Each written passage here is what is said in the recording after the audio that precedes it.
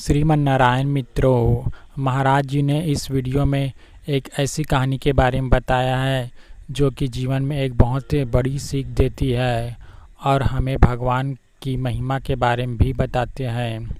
तो इस वीडियो को देखना दोस्तों, क्योंकि यह कहानी भी बहुत दिलचस्प है और उस कहानी से भी बहुत अच्छी हमें शिक्षा मिलती है। और इस प्रकार से लोग आजकल अधर्म में पड़ गए हैं और भगवान का नाम नहीं लेते हैं, तो इस वीडियो को देखकर वो लोग भगवान की जो महिमा होती है उसे जान जाएंगे और उसका फल क्या मिलता है उसे भी बहुत अच्छे से पहचान जाएंगे। इस कहानी में महाराज ने बताया है कि कैसे एक बहुत ज़्यादा अधर्मी व्यक्ति था जिसने अपने जीवन में एक भी पुण्य का काम नहीं किया था, लेकिन फिर भी वह भगवान को प्राप्त हो गया। इस वीडियो में बताया है कि ऐसा क्या कर दिया उस अधर्मी व्यक्ति ने कि उसे साक्षात भगवान के दर्शन हो गए। तो चलिए दोस्तों, इस कहानी के बारे में हम आगे महाराज जी के जुबानों से सुनाते हैं।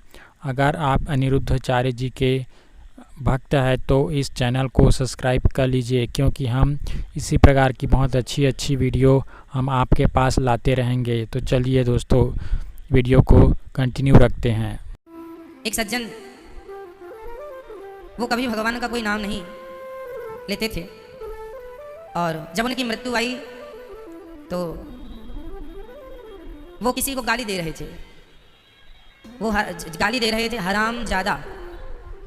तो हराम में राम है बीच में, हराम ज़्यादा में बीच में राम आता है। वो हराम ज़्यादा कह के प्राण उसके निकल गए। किसी को बोला होगा गुस्से में, है ना, बूढ़ा था, कभी उसने कोई ना पुण्य ना दान कुछ नहीं किया था, कोई उसका प्लस पॉइंट था ही नहीं, पुण्य का कोई खाता था ही नहीं, केवल पाप, शराब पीना, मांस खाना, गलत काम करना। पर मरते समय उसने किसी को गाली दी हराम ज़्यादा और मर गया। जब मर के गया यमदूत ले गए, सारा खंगाला किसका कोई पुण्य हो तो बताओ। बोले बहुत बड़ा पापी है, इसे तो नाली का कीड़ा बनाना होगा, और बड़ा पापी है सो नरक भेजेंगे। तभी दिखा कि अभी मरते मरते इसने पुण्य कर लिया है। यमराज ने कहा कौन सा? चंद्रगुप्त ने कहा महाराज इसके हिसाब में एक नाम दिखाई पड़ रहा है। कौन सा नाम? बोले मरते समय इसने राम बोला है। तो यमराज जी ने कहा ध्यान से देखो कि राम बोला है कि क्या। बोले बोला तो नहीं है राम, पर इसने किसी को गाली दी है, हराम ज़्यादा बोला है। तो हराम हराम आप लिखेंगे तो राम लिखना पड़ेगा, राम आएगा तो बस हटा दीजिए, हाँ हटा दीजिए, हराम से हाँ हटा दीजिए, क्या बचेगा? ओनली राम। बोले इन्होंने डायरेक्ट राम तो नहीं बोला पर इनडायरेक्ट राम बोला, इसलिए अब राम बोला है तो एक राम बोला है इसने। अब बताइए किसे इस राम का पुण्य क्या दिया जाए। अच्छा, यमराज जो है ना, वो हिसाब किताब करने में बड़े पक्के हैं। वहाँ एक एक पुण्य का और एक एक पाप का हिसाब होता है, बिल्कुल पक्का वाला, ऐसा नहीं कच्चा। मस्त हुआ। यमराज बोले कि इन्होंने एक बार राम बोला है, इसका पुण्य क्या होना चाहिए? यमराज बोले मेरे को नहीं पता कि एक राम नाम का पुण्य क्या है। बोले चलो शंकर जी के पास चलते हैं, क्योंकि शंकर जी तो सदा राम राम जपते हैं। भोलेनाथ जी के पास गए। भोलेनाथ जी बताओ क्या बताएं? बोले कोई एक बार राम राम बोल ले, एक बार राम बोले वो मर जाए, इसका पुण्य क्या है? शंकर जी बोले देखो मैं राम राम जपता तो हूँ, पर राम का पुण्य क्या है कोई आइडिया नहीं है, कोई अंदाज नहीं है। एक नाम का पुण्य क्या है नहीं पता। अच्छा, तो किससे पता लगेगा? बोले जिनका नाम है उन्हीं से पूछ लेते हैं ना। किनका नाम है भैया? बोले राम तो नारायण है, चलो भगवान श्रीमन नारायण के पास। अच्छा सुनो, ब्रह्मा जी से और पूछ लेते हैं।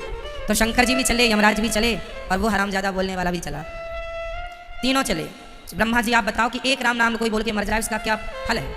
ब्रह्मा जी बोले देखो मैं भी सदा राम राम ही जपता हूँ, नारायण नारायण ही जपता हूँ, कोई आइडिया नहीं है अपने को, जिनका ये नाम है उन्हीं से पता लगेगा।